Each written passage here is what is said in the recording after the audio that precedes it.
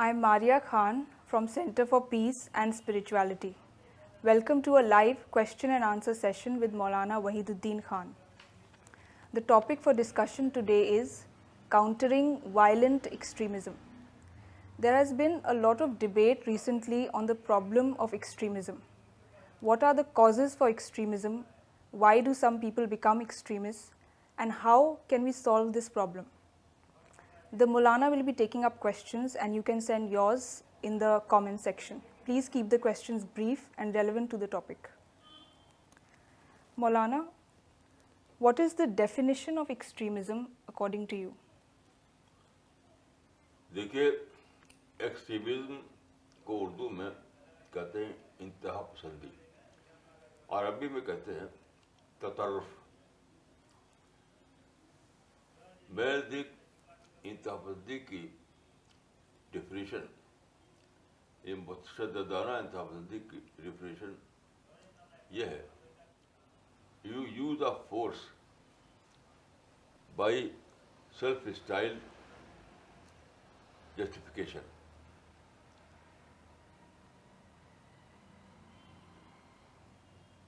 यानी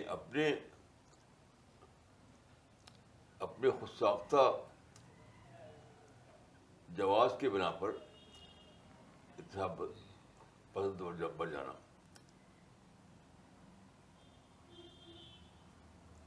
मैं समझता हूँ कि ऐसे लोग ताकत से उनकी इस्लाह नहीं हो सकती। उनके रूट काज को जानना होगा और उनको फिक्री सतह पर कन्विंस करना होगा, तब इंतहा पसंदी का खात्मा हो सकता है। So Maulana, violent extremism according to you is use of force through self-style justification. So Maulana, what is the cause for this extremism? मैं जहाँ तक इसको समझने की कोशिश की है, ये आउट ऑफ फ्रस्ट्रेशन होता है। जब वो देखते हैं कि पीसफुल मेथड को अप्लाई करके वो अपना मकसद हासिल नहीं कर सकते, तो उनको एक फ्रस्ट्रेशन आता है। वो बहुत ही रिएक्शनरी हो जाते हैं। उस वक्त वो इस्तेमाल करते हैं फोर्स का और खुद साख्ता तौर पर उसका एक जस्टिफिकेशन तलाश कर लेते हैं। जहाँ तक समझता हूँ कि एक्सट्रीमिस्ट जो है वो इंटेलेक्चुअल ब्लाइंडनेस है, यानी दिखाई नहीं देता उनको कि पीसफुल तरीके से कैसे वो अपना मकसद हासिल करें। तो गुस्से में या रिएक्शन के तौर पर वो जंप करते हैं तशद्दुद की तरफ। तो मेरे अपने तजर्बे के मुताबिक या मेरी स्टडी के मुताबिक एक्सट्रीमिज्म का कोई पॉजिटिव सबब नहीं है, नेगेटिव सबब है। नेगेटिव सबब का मतलब यह है कि वो जब मायूसी में बहुत ज़्यादा मुब्तला हो जाते हैं, जब देखते हैं कि उन्हें जो चाहते हैं वो मिल नहीं रहा है, तो मायूसाना इक़दाम के तौर पर वो सब कुछ चाहते कर गुजरना, तो उस वक्त तशद्दुद करते हैं और सुसाइड बॉम्बिंग करते हैं। इसलिए आप देखिए कि इंतहा पसंदी हमेशा पहुँचती है आखिर में सुसाइड बॉम्बिंग की तरफ। और सुसाइड बॉम्बिंग क्या है? वो मायूसी का, फ्रस्ट्रेशन का एक आखिरी फिनोमेना है। So Maulana, according to you, there is no positive cause or positive reason for extremism. There is only a negative cause for extremism, and that is intellectual blindness. So when the use of peaceful means fail, these people become despaired and they take to violence. And Maulana, please tell us about religious extremism. What is religious extremism? ہاں دیکھیے، ایک ہے secular extremism, ایک ہے religious extremism. Secular extremism جو ہے وہ کسی مٹیریل گین کے لیے ہوتا ہے، جبکہ ریلیجس ایکسٹریمزم جو ہے وہ اعتقادی ہوتا ہے، اعتقادی. اس لیے سیکولر ایکسٹریمزم کو ختم کرنا بہت آسان ہے. اس کی مثال یہ ہے کہ جرمنی اور جاپان سیکنڈ ورلڈ وار میں ایکسٹریمسٹ بن گئے تھے. کیوں؟ انہیں ایک مٹیریل گین کے سامنے تھا. لیکن جب انہوں نے دیکھا کہ جنگ سے وہ اپنا گول حاصل نہیں کر پا رہے ہیں، یعنی انہوں نے دیکھا کوئی رزلٹ نہیں مل رہا ہے، تو آپ دیکھیے سیکنڈ ورلڈ وار کے بعد دونوں پیسفل بن گئے، جرمنی بھی اور جاپان بھی. تو اس سے سیکولر ایکسٹریمزم کا ختم ہونا بہت آسان ہے، کیونکہ جب رزلٹ نہیں ملے گا تو ان کا اندر سیکنڈ تھاٹ آ جائے گا. جیسے وہ دیکھیں کہ ہمارا جو ایکسٹریمزم ہے وہ کوئی رزلٹ تک نہیں پہنچا رہے ہم کو، تو بہت جلد وہ سیکنڈ تھاٹ آ جائے گا اور وہ ریکنسیڈر کریں گے، ری تھنکنگ کریں گے. لیکن مذہبی جو سیکولرزم ہے وہ ہوتا ہے آخرت کے لیے، جنت کے لیے، تو وہ تو مرنے کے بعد سامنے آتی ہے. تو چاہے وہ کچھ ملے نہ ملے دنیا میں، پھر بھی وہ اپنے آپ کو جھونک دیتے ہیں ایکسٹریمزم میں، کہ وہ سمجھتے ہیں کہ دنیا میں ملے نہ ملے آخرت تو ہمیں پیراڈائز ملے گی. یہ بہت ہی ڈینجرس ہے، ریلیجس ایکسٹریمزم بہت ہی ڈینجرس ہے. اور یہ اس کا اسلام سے کوئی تعلق نہیں، قرآن سے کوئی تعلق نہیں. یہ اسی کو میں نے کہا ہے کہ سیلف اسٹائل جسٹیفیکیشن پہ چلتا ہے. یہ خود انہوں نے بنا لیا کہ اگر ہم لڑ کر مر جائیں تو ہم جائیں گے جنت میں. کہیں قرآن و حدیث میں ایسا نہیں ہے. اور سوسائڈ بامبنگ جو ہے وہ واضح طور پہ حرام ہے. حدیث میں بخاری میں روایت آتی ہے کہ ایک شخص، ایک صحابی تھے، وہ اپنے تلوار سے اپنے کو مار ڈالا، یعنی سوسائڈ کیا انہوں نے. تو رسول اللہ نے کہا کہ انہ من اہل النار، حالانکہ وہ صحابی تھے وہ، اور رسول اللہ کے ساتھ غزوہ میں شریک ہوئے تھے. آپ نے کہا انہ من اہل النار. تو خودکشی کی موت بلا شبہ حرام ہے. یہ آدمی کو جنت میں نہیں جہنم مل جانے والی ہے. اسی لیے میں نے کہا کہ سیلف اسٹائل جسٹیفیکیشن پر یہ چلتا ہے. اب یہ بہت ہی زیادہ مشکل ہے ریلیجس ایکسٹریمزم، بہت ہی یعنی لمبی کوشش کے بعد ہی ہم لوگوں کے ذہن کو بدل سکتے ہیں. It requires reengineering of mind. So Maulana, you made 2 points. First of all, there are 2 kinds of extremism. One is secular extremism and the other is religious extremism. Secular extremism is for some material advantage. So if those who are engaged in this kind of extremism don't gain that material advantage, they will stop their extremism. But religious extremism is of a very serious nature because it is not meant to acquire some worldly material advantage. It is meant to acquire the hereafter, paradise. So those who engage in this extremism say that we are dying to get hereafter. So it is very difficult to cure this extremism. We will have to re-engineer their minds. So Maulana, in this connection, I would like to ask you, what is Islamic extremism and what is the history of Islamic extremism?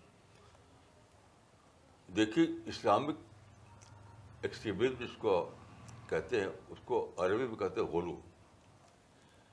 یعنی قدیم عربی میں قرآن حدیث کی زبان میں اس کو کہا جاتا غلو، اور قرآن میں اور حدیث میں دونوں میں غلو سے بہت سختی سے منع کیا گیا.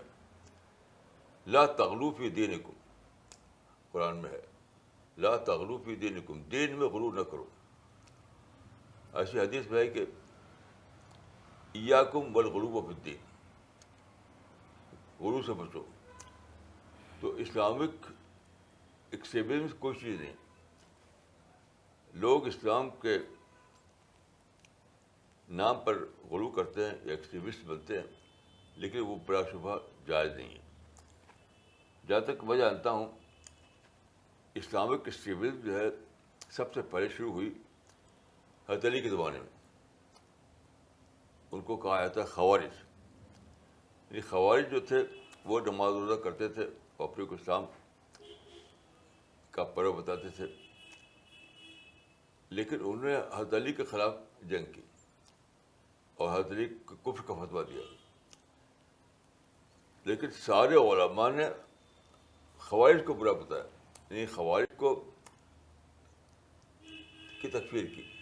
کسی نے حضرت علی کی تکفیر نہیں کی، نعوذ باللہ. تو اسلام کے نام پر غلو کرنا یا ایکسٹریمزم چلانا تو بلا شبہ ایک ایسا فعل ہے جس کو قرآن اور حدیث میں صاف طور پر منع کیا گیا ہے. قرآن و حدیث میں اس کی کوئی اصل موجود نہیں، اس میں کوئی شک نہیں. So Maulana, there can be no such thing as Islamic extremism when the Quran itself says that don't be extremist in your religion. Maulana, the next question is, then why is it that some extremist Muslims use the name of Islam to carry out their violence? دیکھیے اس میں میں یہ کہوں گا کہ موجودہ زمانے کے علماء اس کے ذمہ دار ہیں. یعنی اس سے پہلے کبھی بھی حضرت علی کے بعد سے بہت لمبے عرصے تک غلو کو غیر اسلامی سمجھتے تھے لوگ. سارے علماء، کوئی بھی غلو کی تائید کرنے والا نہیں تھا. موجودہ زمانے میں لوگ اتنا زیادہ شدید ہو گئے کچھ مسائل کو لے کر، جیسے کلونیلزم یا زائنزم. اس کی وجہ سے بالکل انہوں نے ایک ایسی چیز جو پوری تاریخ میں غیر اسلامی سمجھی جاتی تھی اس کو اسلامائز کر دیا. یہاں تک کہ کچھ علماء نے یہ فتویٰ دیا کہ سوسائڈ بامبنگ جائز ہے. اس کا انہوں نے ایک ٹرم بنایا استشہاد، شہادت طلب کرنا. لیکن بلا شبہ یہ فتویٰ غلط ہے. اسلام میں کوئی استشہاد نہیں ہے. یہ جو لوگ کے سوسائڈ بامبنگ کو جائز بتاتے ہیں اور بلا شبہ اس حدیث کے مصداق ہیں جس میں آیا ہے کہ بعد کے زمانے میں کچھ لوگ حرام کو حلال بنا لیں گے. تو انہوں نے پوچھا کہ ایسا کیسے ہوگا؟ تو آپ نے بتایا کہ رسول اللہ صلی اللہ علیہ وسلم نے فرمایا کہ وہ اس کا نام بدل دیں گے، یعنی فعل حرام کا نام بدل دیں گے. یسمونھا بغیر اسمھا ثم یحللونھا. وہی ہو رہا ہے کہ خود کش بمباری کو انہوں نے کہہ دیا استشہاد اور پھر جائز قرار دے دیا. تو میں دیکھ ان کا یہ فعل اس کا مصداق ہے. So Maulana, according to you, extremism is a more recent and a more modern day phenomena. It was not present in Islamic history. It was not present among Muslims in earlier times. But certain developments happened in the recent times in 19th and 20th centuries, and Muslims became engaged in extremism as a response to these developments. So Maulana, you often say that Islam is a religion of peace. Then why are some Muslims interpreting Islam violently? And because of this, some people say that there is a potential for violence in Islam. دیکھیے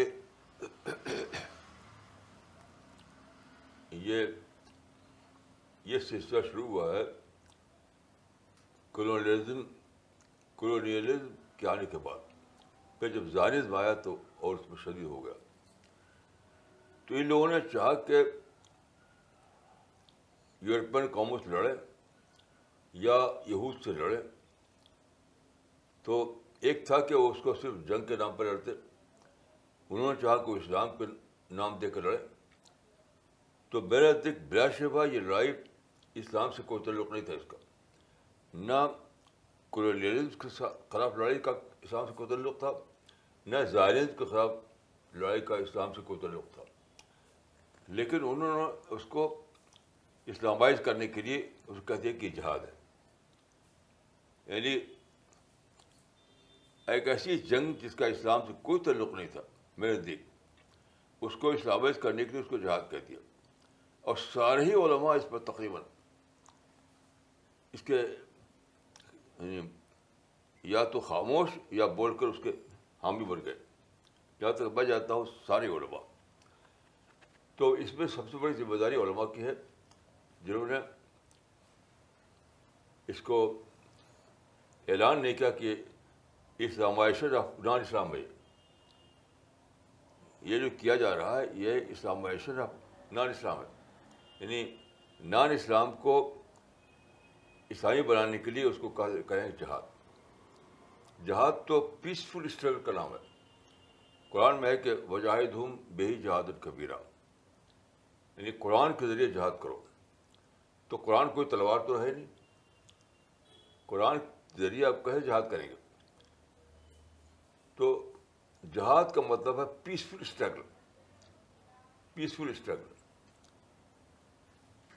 اور کچھ لڑائیاں جو رسول زمانے میں ہوئی ہیں وہ دفاع کے طور پر تھی, صرف لمیٹڈ وار دفاع کے لیے بس. تو یہ بہت مشکل مسئلہ ہو گیا کہ یہ صرف عوامی مسئلہ نہیں ہے بلکہ علماء کا سپورٹ انہیں حاصل ہے, یا تو بول کر یا خاموشی کے ساتھ. میں نے کوئی بھی قابل ذکر عالم ایسا نہیں ہے دنیا موجودہ دنیا میں جو کھلے طور پر اوپننیس اس کو اوپنلی اس کو کنڈم کرتا ہو, اوپنلی کنڈم کرنے والا. تو علماء کے سپورٹ نے جو کبھی خاموشی کے ساتھ کبھی بول کر ہوتی ہے, اس نے لوگوں کو ڈھیٹ بنا دیا ایک ایسے کام کے لیے جس کا اسلام سے کوئی تعلق نہیں. اسلام کا ایک اصول یہ ہے کہ صرف وہ کام کرنا چاہیے جس سے رزلٹ نکلتا ہو, پازیٹیو رزلٹ. من حسن اسلام البرء ترکہ بالا یعنی. اور تقریباً 200 سال یہ لوگ لڑائی لڑ رہے ہیں اور سارے لوگ جانتے ہیں کہ اس کا کوئی رزلٹ نہیں نکلا, صرف تباہی کی تباہی. تو اس کو جائز کیسے ہو سکتا ہے؟ اسلام ایسے فعل کو جائز کیسے کر سکتا ہے جس کا کوئی رزلٹ ہی نکلنے والا نہ ہو؟ تو بہرحال میں اس کو سمجھتا ہوں کہ بلا شبہ یہ جو کچھ ہو رہا ہے وائلنس جہاد کے نام پر, وہ ہرگز جہاد نہیں ہے. لیکن ہمیں ساری ذمہ داری میں علماء کو دیتا ہوں جنہوں نے اس کو کنڈیم نہیں کیا openly. So Maulana, you saying that in modern times certain developments happen such as colonialism and Zionism, and as a response to these developments Muslim took to violence, and their violence and their fighting according to you was un-Islamic, but they termed it jihad. So according to you it was non-Islamization of Islam, and Muslim scholars, the ulama, the Islamic scholars should have condemned it as un-Islamic.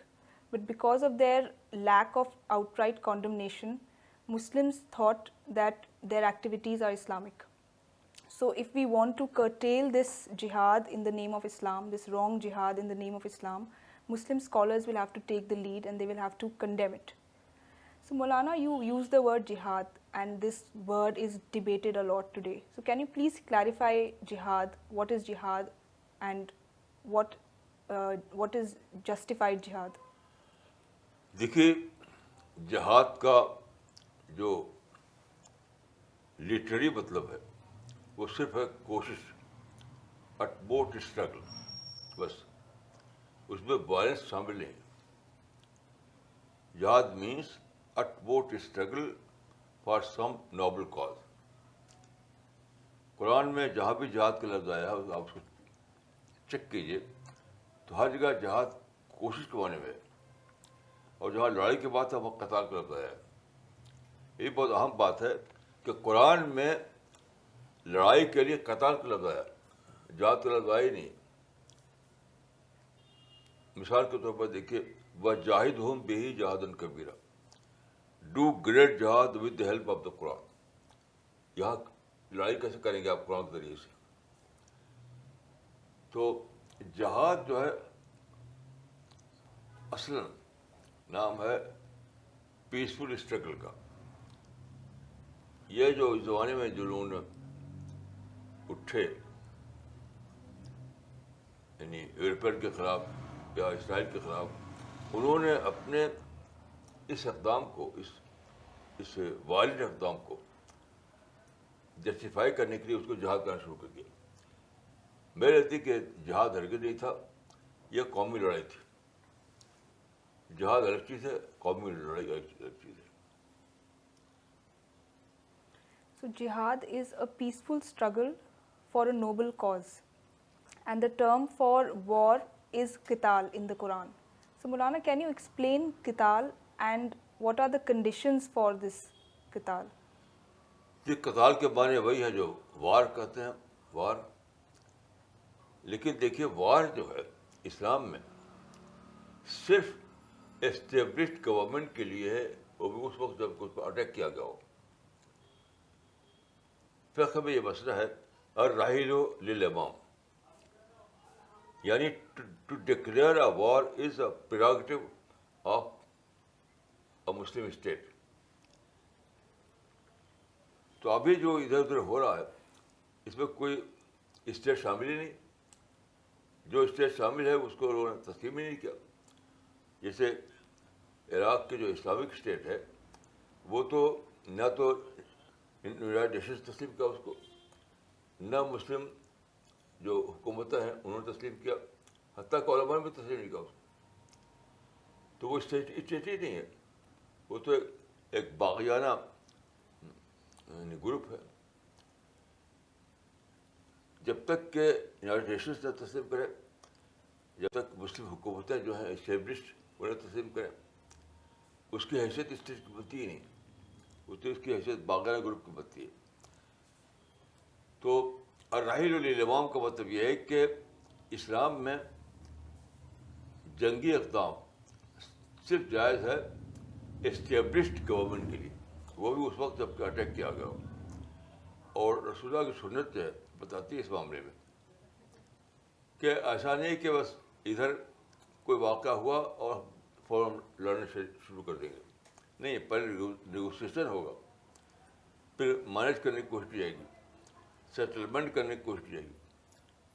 آخری مرحلے میں جب کوئی دوسرا تدبیر کام نہیں کر رہی ہے تب لمیٹڈ وار کی جائے گی, کیونکہ رسول اللہ نے جو لڑائیاں کی وہ سب لمیٹڈ وار تھی. میں اس کو وشیش کہتا ہوں. So Maulana, only an established state can engage in war. Individuals and non-governmental organizations cannot engage in war, according to Islam.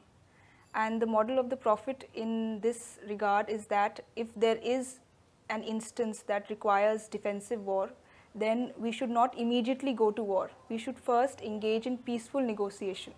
If that fails and we have no option, then we can engage in war in self-defense. Maulana, this question is from Mr. S. Khan. Maulana, you explained the idea of jihad. Today, can fighting against oppression or injustice be termed jihad? میں اس سے agri نہیں کرتا. Injustice کے خلاف لڑائی یہ کبھی بھی اسلام میں نہیں کی گئی. انجسٹس کہیں اگر ہے فرض کی تو وہ پیسفل میتھڈ کے ذریعے اس کو حل کرنے کی کوشش کی جائے گی, لڑائی نہیں کی جائے گی. لڑائی اسلام میں صرف اٹیک پر ہے, یعنی کوئی حکومت اٹیک کرے مسلم حکومت پر تو اس سے لڑائی. انجسٹس کے نام پر لڑائی کر رہے اسلام میں ہے ہی نہیں بالکل. اگر جسٹس کا فیل کہیں ہو رہا ہے تو پیسفل میتھڈ کے ذریعے سے اس کو حل کرنے کی کوشش کی. انجسٹس کا معنی ہوتے ہیں ناانصافی. ناانصافی تو ناانصافی کے نام پر لڑائی تو ہے ہی نہیں. اسلام بالکل اسلام ایلین ہے. اس کی مثال دیکھیے, رسول اللہ صلی اللہ علیہ وسلم مکہ میں سے 13 سال, وہاں تو بہت انجسٹس ہوا, بہت زیادہ. آپ کتابوں پڑھ لیجیے, پوری 13 سال کی زندگی میں آپ کے ساتھ انجسٹس ہی ہوتا رہا. رسول اللہ نے کبھی بھی نہیں کہا کہ ہم اس سے لڑیں گے اس کے خلاف. تو اسلام میں انجسٹس کے نام پر لڑائی ہے ہی نہیں. انجسٹس اگر ہے کہیں تو آپ پیسفل میتھڈ سے اس کو حل کرنے کی کوشش کیجیے. So war in Islam is only when another state attacks a Muslim state. War in Islam is not for removing oppression or for removing injustice. And if there is injustice, it should be resolved through peaceful means. Maulana, you have written extensively about establishing peace unilaterally. You say that there should be no conditions attached to peace. Many people say that this is humiliating and that we should fight for our rights. So what do you have to say about this? دیکھیے, یہ اس کو humiliation کہنا سیرت سے بے خبری کر دیتی ہے. کیونکہ دیکھیے, رسول اللہ صلی اللہ علیہ وسلم نے جب حدیبیہ میں پیس ایگریمنٹ کیا تھا, اس پیس ایگریمنٹ کو حضرت عمر جیسے آدمی نے کہا تھا لما نوت دنیت من دیننا, یہ تو ہیومیلیشن کو قبول کرنا ہے. اس وقت کہا گیا تھا ایسا, لما نوت دنیت من دیننا, لیکن رسول اللہ صلی اللہ علیہ وسلم نے اس کو تسلیم نہیں کیا. دیکھیے, یہ ہیومیلیشن کی بات نہیں ہے, یہ بات ہے لا آف نیچر کی. لا آف نیچر یہ ہے کہ آپ پیس کو کبھی بھی لڑ کر کام نہیں کر سکتے, امپاسبل ہے. بائی لیٹرل بیس پر پیس کا بھی کام نہیں ہو سکتی, یہ لا آف نیچر ہے. تو جب ہم یہ کہتے ہیں کہ پیس قائم ہوگی یونیلیٹرل بیس پر, تو ہم لا آف نیچر کو ریپیٹ کر رہے ہوتے ہیں. According to law of nature it is impossible to establish peace on bilateral basis. تو آپ کا ہمیں کیا کرنا ہے, ہم لا آف نیچر سے لڑ نہیں سکتے. جو لا آف نیچر ہے وہ تو اٹل ہوتا ہے. اس لیے ہمیں لا آف نیچر کو ماننے کی وجہ سے ہمیں یہ کرنا پڑتا ہے کہ ہم یونیلیٹرل بیس پر پیس قائم کرنے کی کوشش کریں. کیونکہ پیس نہیں آئے گی تو مواقع نہیں کھلیں گے, پیس نہیں آئے گی تو کام نہیں ہوگا. تو مسئلہ یونیلیٹرلزم کا نہیں ہے, مسئلہ یہ ہے کہ اس کے بغیر کام کے اپرچونیٹیز نہیں کھلتی. تو اپرچونیٹیز کو کھولنے کے لیے ہم یہ تدبیر اختیار کرتے ہیں. وہ ہیومیلیشن نہیں ہے, وہ ہے method, strategy. So Maulana, peace can be, according to you, peace can be established only unilaterally, and this is a law of nature. There is nothing humiliating about this. And you are saying that we have to establish peace unilaterally because it opens up opportunities. And by availing of these opportunities, we can have everything that we want. Maulana, this question has come in from a viewer. It is from Mr. Muhammad Yunusuddin. If qital is the responsibility of only an established state, then how can we justify the fighting of our ulama in India's freedom? میں اس کو اسلامی نہیں سمجھتا. میں پہ لکھ چکا ہوں, جن علماء نے انڈیا میں لڑائی کی ان کو حق نہیں تھا لڑائی کرنے کا, کیونکہ وہ حکومت نہیں تھی. علماء جو تھے وہ گورنمنٹ کے نہیں تھے, وہ خواہ لڑائی شروع کر دیا انہوں نے. نہیں, یہ تو بالکل انہوں نے غلط کام کیا. جو علماء ان علماء کا کام تھا مدرسے میں اپنا تعلیم کا انتظام کرنا. یہ اس سے نکل کر کے جو لڑنے شروع کر دیا انہوں نے برٹشر سے, وہ بلا شبہ غیر اسلامی تھا, اور اللہ کے بعد ان کو حاصل نہیں ہوئی, اس لیے مکمل تو فیل ہو گئے. علماء کے جہاد میں 1 لاکھ سے زیادہ آدمی مر گئے, اور کامیابی کہاں ہوئی؟ آزادی تو ملی نہیں. آزادی ملی ہے بات کو جب 1919 میں گاندھی شریک ہوئے, انہوں نے نان وائلنس کی بنیاد پر تحریک چلائی. علماء نے تحریک چلائی تھی یعنی قتال کی بنیاد پر. وہ ٹوٹل فیلئر تھا. وہ صرف علماء مارے گئے بلا کچھ نہیں. تو اللہ تعالیٰ کی مدد نہ ملنا یہ خود ثابت کرتا ہے کہ وہ اسلامی نہیں تھا. وہ اگر وہ اسلامی ہوتا تو اللہ تعالیٰ کی مدد ہوتی. Maulana, this question is from Mr. Fahad Khan. You say that all verses of the Quran are directly or indirectly related to peace. Then how do you explain those verses which give the command for war? دیکھیے, every rule has some exceptions. یہ ایک general اصول ہے کہ every rule has some exceptions. تو rule تو یہی ہے کہ اسلام ریلیجن آف پیس ہے, لیکن جب ایک اسٹیبلش گورنمنٹ پر کوئی اٹیک کر دے تو ایز این ایکسیپشن ان کو جانا پڑتا ہے ڈیفینس کے لیے, وہ بھی بہت لمیٹڈ وار کے لیے. That is as an exception, not as a rule. So in Islam, peace is the rule and war is a rare exception. Maulana, can you tell us why does Islam attach such great importance to peace? دیکھیے, اسلام کا جو گول ہے وہ صرف peaceful حالات ہی میں حاصل ہوتا ہے. اسلام کا گول کیا ہے؟ اسلام گول ہے کہ لوگوں کے اندر معرفت آئے, لوگوں کا تزکیہ ہو, لوگوں کے اندر جنت کا شوق پیدا ہو, لوگ اللہ سے ڈرنے والے بنیں, اللہ سے محبت کرنے والے بنیں. ان باتوں کا جنگ سے قدر ہو. تو اسلام کا جو گول ہے, اسلام کا ٹارگیٹ ہے, وہ اچیو کیا سکتا ہے صرف پیسفل حالات. جہاں جنگ ہوگی وہاں سب جبرائز ہو جائے گا اور اسلام مختصر نہیں ہوگا. جنگی حالات میں نہ یہ سب باتیں ہو ہی نہیں سکتی. معرفت کے بعد, دعوت کی بات, اللہ سے محبت کی بات, اللہ سے خوف کی بات, جنت جہنم کی بات, اس کا تعلق یہ صرف پیس کے حالات ہو, اس کے لیے کام کیا جا سکتا. جہاں جنگی حالات ہوں گے وہاں تو تیر تلوار بندوق ہوگی, یہ سب کام ہوگا. Maulana, I'm just repeating what you said.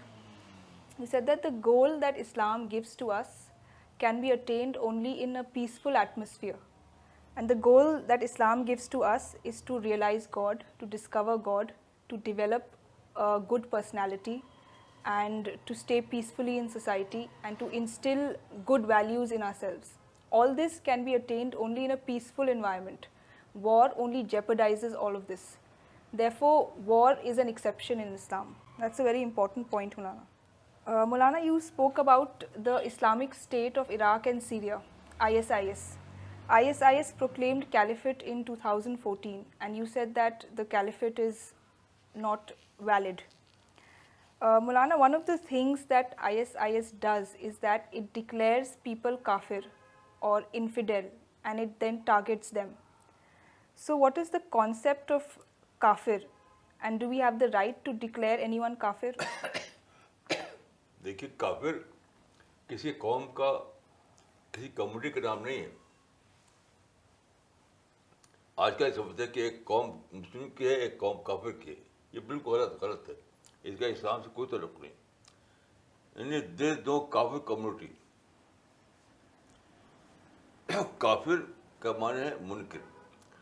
آپ نے کسی کے سامنے ایک بات کہی, اسے انکار کیا, اس وقت جب کہ آپ نے بات کہی ہے, کہے کہ آپ کے اس نے انکار کر دیا. یہ نہیں کہ وہ ایک قوم کوئی ہے کافر کی, اس کو ڈب کر دے آپ. یہ پورے حقیقت کر سکتا ہوں کہ دیر از نو کافر کمیونٹی ان اسلام. بالکل ہی غلط ہے جو آج کل راج ہو گیا. ہمیں حق نہیں کسی کو کہا کہ یہ کافر ہے.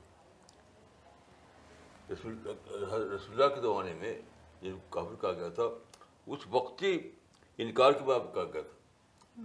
ایک پروگرام ہے, اس میں ڈسکس ہو رہا ہے, ایک بات پیش کی جا رہی ہے, اور کچھ لوگ اس کو کہتے ہیں کہ بیت الرحیم آتا ہے اس کو. اس وقت کے لیے کہا جائے کہ انہوں نے انکار کیا. یہ نہیں کہ ایک کوئی کمیونٹی ہے جو مستقل طور پر ہمیشہ کے لیے کہ کافر کمیونٹی. یہ بالکل غلط کانسیپٹ ہے کافر کا. So kafir is not the name of a community. We cannot say this or that community is a kafir community or a community of non-believers. And Maulana, do we have the right to declare someone as kafir? Can we declare someone as kafir? ہرگز نہیں. جب تکفیر بھی جو کی آتی ہے نا, تکفیر اسلام میں تھی ہی نہیں. اس زمانے ہوئی آج موجودہ زمانے میں. صحابہ نے کبھی تکفیر نہیں کی, تابعین نے کبھی تکفیر نہیں کی, تبا تابعین نے کبھی تکفیر نہیں کی. یہ تو اس زمانے کو علماء نے شروع کر دیا ہے. یہ بلا شبہ بدعت ہے. اس میں کوئی شک نہیں کہ آج کل جو تکفیر کی آتی ہے یہ بدعت ہے, انوویشن ہے. ہمیں حق نہیں کچھ کافر پتہ ہے, یہ اللہ کا کام ہے. یعنی کون کافر ہے یہ کام ہے اللہ کا, ہمارا کام ہی نہیں ہے. یعنی these people are entering in the domain of God. یہ اللہ کے ڈومین میں داخل ہونا ہے. ہمیں نہ تو دنیا میں کوئی کافر کمیونٹی ہے, نہ ہمیں حق ہے کسی کافر کہیں. یہ ایک وقتی ٹرم ہے, وقتی, کہ آپ ٹیبل کے ڈسکشن میں کچھ کہے کہ بیت الرحیم آتا ہے اس کو, تو عربی زبان میں کفر کے معنی انکار کے ہوتے, تو کہا جائے کہ بھائی انہوں نے ہماری بات مانے انکار کیا.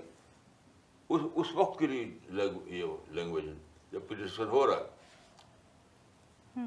آبادی تو مستقل طور پر کوئی نہیں, کہ مستقل طور پر کوئی کافر کمیونٹی بن گیا, یہ ہے ہی نہیں اسلام میں. So Maulana, you're saying that kafir term is a term that can be used only temporarily. For example, if you're having a discussion with someone and he refuses to accept what we are saying, then for that particular discussion and for that temporary time period, we can say that that person has refused to accept what we are saying. So he can be called a kafir. And you are saying that kafir is not eternally the name of any community or any group. And then you also said that we do not have the right to declare anyone kafir or infidel. That is the domain of God. That is not our domain. So what ISIS is doing in excommunicating people, in calling them infidel and then targeting them, is absolutely un-Islamic. Maulana, another thing that ISIS is engaged in is that it is increasing its attacks in Western countries. So for example, Paris was attacked in November last year, and most recently there was an attack in Brussels. So Maulana, what do you have to say about this phenomena, this rise in violence? دیکھیے, اس میں اس کا responsible مانتا ہوں علماء کو. اصل اتنا زیادہ ہیٹ پھیلائی گئی ہے یورپ کے خلاف, امریکہ کے خلاف اور ویسٹرن سویلائزیشن کے خلاف. اتنی ہیٹ پھیلائی گئی ہے کہ سارے لوگ ہیٹ میں جینے لگے. یعنی آپ سوچیں کہ مسلم دنیا میں شاید میں اکیلا ایک شخص ہوں جو کہتا کہ ماڈرن سویلائزیشن پرو اسلام سویلائزیشن ہے. کسی نے کہی نہیں ہے بات. یہ ماڈرن سویلائزیشن جو ہے وہ پرو اسلام سویلائزیشن ہے, یہ کسی نے ایک شخص نے نہیں کہا. تو لوگ کیا سمجھیں, مسجدوں میں, مدرسوں میں, ہر جگہ اسی کا چرچا ہوتا ہے کہ ویسٹ ہمارا دشمن ہے, اسلام ہمارا دشمن ہے, سویلائزیشن ہمارے دشمن ہے. اسی کا نتیجہ ہے کہ لوگ اتنے زیادہ ایکسٹریمسٹ ہو گئے. میں سمجھتا ہوں کہ علماء کو سب سے پہلے اپنی غلطی کو مان کر کے اپنا موقف, اپنا اسٹینڈ بدلنا چاہیے. صاف طور پر انہیں اعلان کرنا چاہیے کہ وی ویئر رانگ. صاف طور پر علماء کو کہنا چاہیے کہ وی ویئر رانگ, تب اصلاح ہوگی, ورنہ اصلاح ہونا بہت مشکل کام ہے. So Maulana, the real reason, the root cause behind this rise in violence that we're seeing in Western countries, the Western people are being attacked, is that there is a lot of hatred and enmity among Muslims for the West. That, according to you, is the root cause. So Maulana, what does Islam say about our behavior towards our enemy? دیکھیے, chapter 41 فصلت آپ پڑھیے اس میں بہت ہی ایک انقلابی تعلیم دی گئی ہے. اس میں ہے کہ لا تستوی الحسنۃ ولا السیئۃ ادفع بالتی ہی احسن فاذا الذی بینک وبینہ عداوۃ کانہ ولی الحمیم. یعنی اگر کوئی تم کو لگتا ہے کہ یہ آدمی ہمارا دشمن ہے تو اس کے ساتھ تم خود دشمنی مت کرو, اچھا سلوک کرو. اس کے برے سلوک کا جواب تم اچھے سلوک سے دو, تو کیا ہوگا, وہ دشمن تمہارا دوست بن جائے گا. اس معنی کہ اسلام نہیں مانتا کوئی یعنی کوئی مستقل دشمن ہے, اسلام مانتے ہی نہیں. وقتی کے طور پر کوئی بظاہر دشمن بن گیا ہے تو تم اگر اچھا سلوک کرو گے اس کا ختم ہو جائے گا, دشمنی ختم ہو جائے گی, اس کے بعد دوست بن جائے گا. So the Quran says, do good deed in return for bad deed, and you will see that your enemy has become your dearest friend. So Maulana, you are interpreting this verse in this way that there is no permanent enemy. A person is our potential friend or our actual friend. So if somebody is our potential friend, we have to convert that potential into actual by doing good deeds. Maulana, this question has come from a viewer, Mr. Hamad Ahmed. He wants to know, can a government declare a person non-Muslim by passing a law? بالکل نہیں. میں نے بالکل یعنی آج کا یہ trend ہے وہ اس کا اسلام سے کوئی تعلق نہیں. میں دیکھ کسی کنٹری میں جتنے لوگ ہیں سب ایکول سٹیزن ہیں. یہ نہیں کہ یہ مسلم ہے وہ کافر ہے, یہ بالکل غلط ہے. اور کچھ مسلم ملکوں میں ایسا ٹرینڈ آیا ہے, وہ غلط ہے. وہ ٹرینڈ جتنے لوگ اس میں رہتے ہیں سب ایکول سٹیزن ہیں, سب پر ایکول لائبلٹی آئے گی, سب پر برابر کی ذمہ داری ہوگی, سب کے لیے یکساں لا ہوگا. یہی اسلام ہے. کچھ ملکوں میں ایسا کیا گیا ہے, میرے دیکھ بالکل اسلام کے نام پہ اسلام غیر اسلام چلانا ہے. یعنی اسلام اشرف نان اسلام اس کو میں کہتا ہوں. So according to Islam, all people are equal citizens of a country. There is no Muslim or non-Muslim. Maulana, this question has come from Mr. Ali. مجھے ایک بات بہت پریشان کر رہی ہے, آخر ہم مسلم ایک دوسرے کے گلے کیوں کاٹ رہے ہیں, اور بے گناہ کا قتل بہت گناہ ہے, تو کیوں یہ سب ہو رہا ہے؟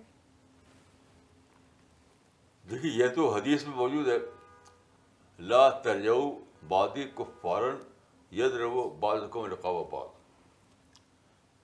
رسول اللہ نے اس کو فورس ہی کیا تھا کہ بعد کے زمانے میں مسلمانوں میں ایسا ہوگا کہ آپس میں لوگ گردنیں کاٹیں گے. اور دوسری حدیث معلوم ہوتا ہے کہ اس کی ذمہ داری علماء پر ہوگی. وہ ایسے فتوے دیں گے, لوگوں کے اندر ایسی سوچ پیدا کریں گے منفی کہ لوگ ایسا کر رہے ہیں. یعنی ذرا سی بات میں حرام اور حلال بتانا, اس کو ذرا سی بات میں فتویٰ دینا, اور یہ علماء کا طریقہ بنا ہوا ہے آج کل. تو سب سے زیادہ ضروری ہے کہ علماء اپنے آپ بارے میں اعلان کریں کہ وی آر رانگ. یعنی here is the starting point. Maulana, how do we counter the present extremism among Muslims? How do we stop it? دیکھیے ایکسٹریمزم جو ہے, میں اس بارے میں اس سے پہلے کہہ چکا ہوں کہ یونیسکو کا ڈکٹم ہے کہ وائلنس بگنس فرام مائنڈ. یہ معاملہ پیس کا بھی ہے, پیس بگنس فرام مائنڈ. تو ابھی جو وائلنس ہے, جو ایکسٹریمزم ہے, وہ کسی آئیڈیالوجی پر چل رہی ہے, کسی وے آف تھنکنگ پر چل رہی ہے. تو جب تک آپ وہ آئیڈیالوجی نہ بدلیں, وہ وے آف تھنکنگ نہ بدلیں, لوگ اپنے طریقے کو چھڑوانے نہیں.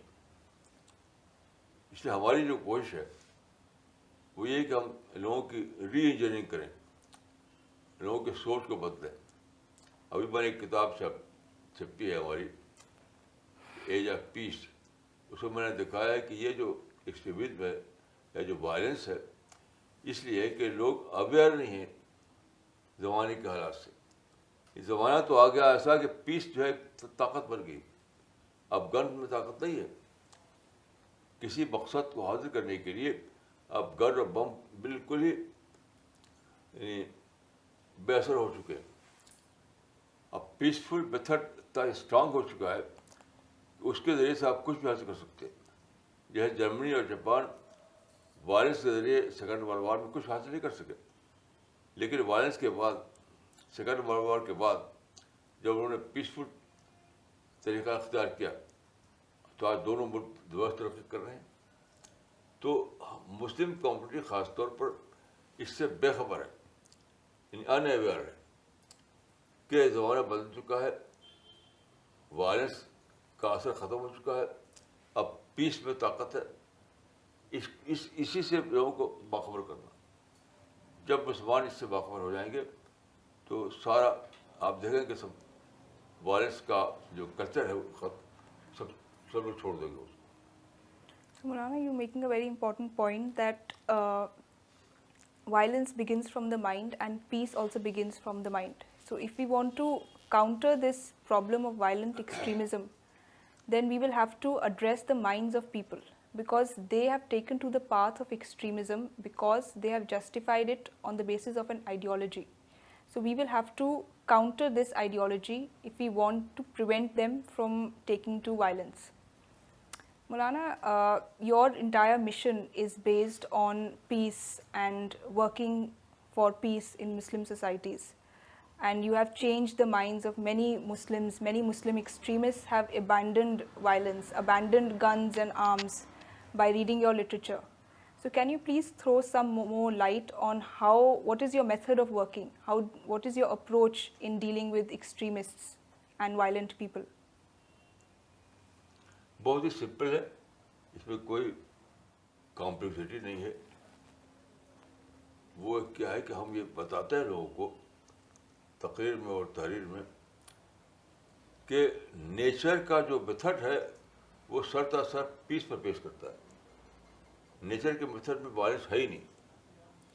نیچر جو بھی مقصد حاصل کرتی ہے وہ پیس کے ذریعے سے. مثلاً نیچر چاہتی ہے کہ ایک بیج جو ہے بڑے اور درخت بڑھے, تو اس میں نیچر کوئی وائلنس استعمال نہیں کرتی.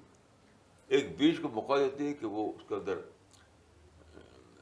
اسٹم نکلے, برانچز نکلے, پھر پتیاں نکلیں, پھر پھول نکلے, پیسفل طریقے سے.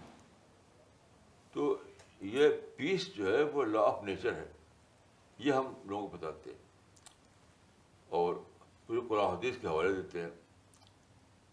مثال طور پر دیکھیے, ایک حدیث ہے کہ ان اللہ یعطی علی الرفق ما لا یعطی علی العنف, یعنی God grants to peace what he does not grant to violence. تو لا آف نیچر کے کو ہم بتاتے ہیں, قرآن حدیث کو ہم بتاتے ہیں اور ان کی مائنڈ کی ری انجینئرنگ کرتے ہیں. مجھے یقین ہے کہ انسان اپنے آپ کو ڈینائی نہیں کر سکتا. انسان کی ایک نیچر ہے, فطرت ہے کہ اپنے آپ کو ڈینائی نہیں کر سکتا. وہ اگر اس کی عقل گواہی دے کہ واقعی یہ بات تو صحیح ہے, واقعی پی سی کے ذریعے ہم پا سکتے ہیں, وائلنس سے نہیں پا سکتے, تو اپنے عقل کی گواہی کو رد نہیں کر سکتا. وہ یہ ہو رہا ہے. جو لوگ ہمارے ساتھ ہیں وہ سب کا کیس ہی ہے کہ ان کی سوچ پہلے ایسی نہیں تھی جو اب ہے, لیکن جب انہوں نے ہماری کتابوں کو پڑھا ان کی عقل میں یہ بات بیٹھ گئی کہ پیس تو نیچر کا طریقہ ہے, پیسی کے ذریعے سے مل سکتا ہے کچھ آدمی کو, اور وائلنس سے تو کچھ نہیں ملے گا سوائے ڈسٹرکشن سے. تو اپنے عقل کی جب ان کی عقل نے جب گواہی دی تو انہوں نے مان لیا اس کو. یہی طریقہ سب کو اختیار کرنا چاہیے, چاہے علماء ہو یا غیر علماء. So Maulana, your approach is based on 2 points. First of all, you explain to people that peace is a universal principle. It is established all over the universe and the world. So anything that is happening in nature, in the universe, is happening through the path of peace, through the course of peace. And then you also cite verses from the Quran and from the life of the Prophet. You explain how peace is important and how violence cannot help people in any manner. Maulana, there is also an issue of the caliphate. Muslims believe that it's their responsibility to establish the caliphate and that they should dominate the entire world. And for that they are fighting. What do you have to say about this? یہ بالکل اسلام سے کوئی تعلق نہیں. اس concept کا یعنی خلافت کا جو یہ کانسیپٹ ہے اس کا اسلام سے کوئی تعلق نہیں. کوئی بھی قرآن میں آیت نہیں ہے, کوئی بھی حدیث نہیں ہے جس میں بتایا گیا ہو کہ خلافت کو قائم کرو. کہیں بھی نہیں ہے. اب ایک آیت نہیں بتا سکتے, ایک حدیث نہیں بتا سکتے اس میں کہا گیا کہ اے مسلمانوں تمہارا فرض ہے کہ تم خلافت قائم کرو. خلیفہ کے معنی ہوتے ہیں بعد کو آنے والا. تو جو رسول اللہ کے بعد حضرت ابوبکر آئے تو ان کو کچھ لوگوں نے خلیفہ کہا, حالانکہ بات کو اتنا چھوڑ دیا گیا, پھر صرف امیر المومنین کہا جانے لگا. یہ تصور ہی بالکل بے بنیاد ہے کہ خلافت کوئی ایسی چیز ہے, کوئی گول ہے ہمارا ہم قائم کریں. یہ کہیں نہیں ہے, خود انہوں نے بنا لیا ہے, خود سب کو یہ خود ساختہ ہے. The caliphate is a self-styled goal which Muslims have developed for themselves. Islam does not give them this goal. Now this question is from Ms. Sadia Khan. She wants to know that what Muslims are doing today, they are engaged in several activities which are distorting the name of Islam, the image of Islam in the eyes of the people of the world. So Maulana, what should Muslims do to correct and reform this image of Islam? میں تو سمجھتا ہوں کہ starting point یہ ہے کہ اپنی غلطی کو مانا جائے. مسلمانوں کا مزاج یہ ہے کہ وہ دوسروں کو بلیم دیتے ہیں. جیسے آج کے ٹرم بنا ہوا ہے اسلاموفوبیا. اسلاموفوبیا ایک بالکل ہی بیس لیس لفظ ہے, یہ ٹرم کی کوئی اصلی نہیں. تو دوسروں کو بلیم دیتے ہیں, وہ ہمیں آج سمجھتے ہیں, اسلام کو آج سمجھتے ہیں. انہوں نے اسلام کو اصاب سمجھ رکھا ہے. تو دوسروں کو بلیم دینا, سارے مسلم کمیونٹی کا مزاج بن گیا ہے بلیم ادرس. میں سمجھتا ہوں کہ ان کو یہ ماننا پڑے گا کہ اس دنیا میں بلیم دائی سیلف چلتا ہے, بلیم ادرس چلتا ہی نہیں.